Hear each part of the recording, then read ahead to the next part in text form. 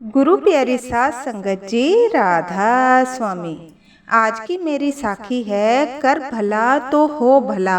यानी अगर हम किसी के बारे में अच्छा सोचते हैं, उसका भला करते हैं, उसकी मदद करते हैं तो पलटकर हमें भी भला ही मिलता है। अगर हम किसी का बुरा करते हैं तो आने वाले समय में हमें भी बुराइयों का सामना करना पड़ता है, क्योंकि कर्मों का फल तो भोगना ही पड़ता है। इसलिए अगर हम भला करेंगे तो हमें भला ही मिलेगा। आज की साखी ध्यान से सुने। एक गांव में एक राकेश नाम का लड़का था जो बहुत मेहनती था।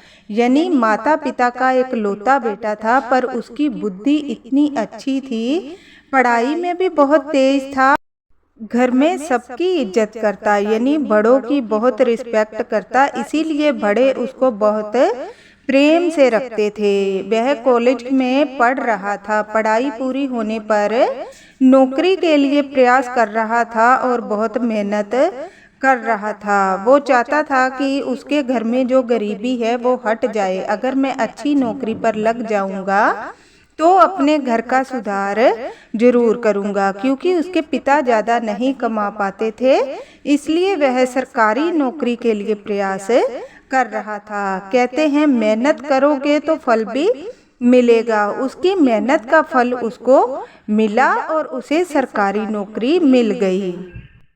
उसकी माँ सतगुरु को बहुत मानती थी और गुरु की बहुत ज़्यादा वंदना करती थी। यानी अपने भजन सिमरन में डूबी रहती थी। और कहते हैं माँ जैसा सिखाती है बच्चे वैसा ही सीखते हैं। घर का माहौल अगर अच्छा होगा, माँ बाप अच्छे कर्म करेंगे तो हमारे बच्चे वही सीखते हैं। माँ को देखा देखी लड़का भी भजन कीर्तन करता रहता और माँ के साथ सत्संग सुनने जाया करता था। उसकी नौकरी लगने के बाद उसका स्वभाव जो था हमेशा लोगों की मदद करने वाला था।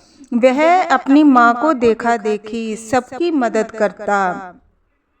उसकी नौकरी पास के गांव में लग गई। सरकारी स्कूल में वह जाया करता था और साइकिल पर पहले जाता था, क्योंकि घर में उसी की सरकारी नौकरी लगी थी और दिनों में सुधार हो रहा था। उसने पहले साइकिल ली। साइकिल पर जाता था तो स्कूल जाने वाले बच्चों की मदद करता, उनको पीछे बिठाता और साथ ले जाता। धीरे धीरे जब वो कमाने लग गया अच्छा, तो वह एक मोटरसाइकिल ले लेता है और सोचता है अब मैं मोटरसाइकिल पर ही जाया करूंगा। तो जब वह जाता तो सबकी मदद करता जाता। कहने का मतलब है अगर रास्ते में कोई जा रहा होता तो उसको पीछे बिठा लेता, और ये उसका रोज का नियम था। उसकी सोच थी कि मैं अकेला भी जाऊंगा तो वही पेट्रोल लगेगा, दो जनों को बिठाऊंगा तो वही लगेगा, मैं अगर किसी को बिठा लूंगा तो उसका भी भला हो जाएगा। और रोज ऐसा ही करता था। एक बार स्कूल जा रहा था जब वो पढ़ाने, तो उसके पीछे एक लड़का बैठा।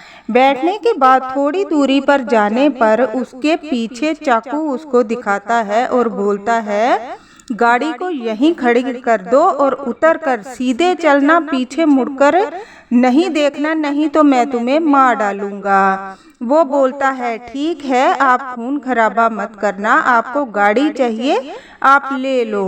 तो वह गाड़ी से नीचे उतर जाता है और गाड़ी उसको देकर चला जाता है। जब वह घर पहुंचता है तो उसकी माँ पूछती है बेटा तुम्हारी बाइक कहाँ है। वो माँ को नहीं बताता, क्योंकि उसकी माँ जो थी वह पहले ही इतने बुरे दिनों से गुजरी थी और वो नहीं चाहता था कि उसको दुखी करे। वह बोलता है कि माँ मेरे दोस्त को गाड़ी की ज़रूरत थी, इसलिए मैं उसको देकर आया हूँ और कल ले आऊँगा। रात को वह सो तो जाता है, लेकिन लेटे लेटे ना तो उसे नींद आ रही होती है।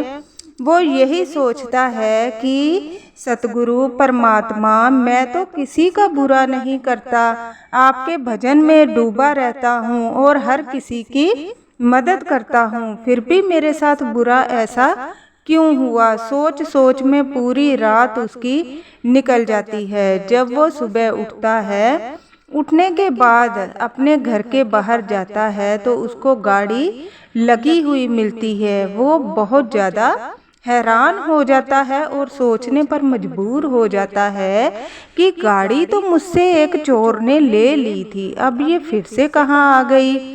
तो वह जब गाड़ी के पास जाता है तो उसे एक चिट्ठी मिलती है। चिट्ठी खोलने से पहले अपने सतगुरु को याद करता है और बोलता है, परमात्मा जो हो अच्छा हो। चिट्ठी को खोलता है और पढ़ने लग जाता है। चिट्ठी पर लिखा होता है, मास्टर जी, मैंने आपकी बाइक चोरी तो कर ली, पर मैं जहाँ जा रहा था वहीं यही सुनने को मिल रहा था, अरे ये तो मास्टर जी की बाइक है। तो वह पूछता है, कौन मास्टर जी? बोलते, यह मास्टर जी बहुत अच्छे हैं और सबका भला करते हैं। इनका एक नियम है, ये जब भी स्कूल पढ़ाने के लिए जाते हैं तो पीछे जरूर किसी को बिठाते हैं। वो सोचते हैं कि मेरी वजह से अगर किसी का भला हो तो अच्छा है। तो वह जो चोर होता है बहुत शर्मिंदा होता है। वो बोलता है कि मैं जहाँ जा रहा था मुझे यही सुनने को मिल रहा था, इसलिए मास्टर जी आप मुझे माफ़ करें।